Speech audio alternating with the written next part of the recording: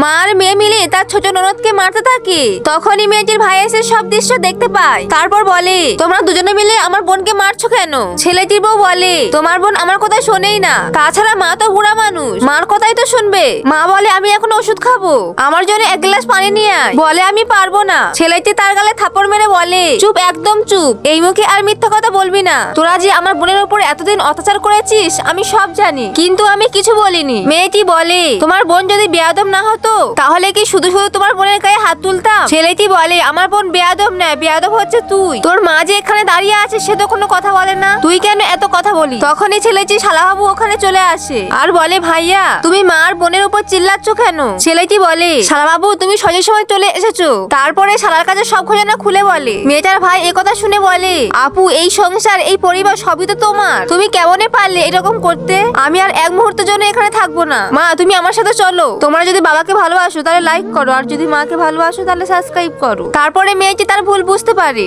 আর তার ননদের কাছে ক্ষমা চায়।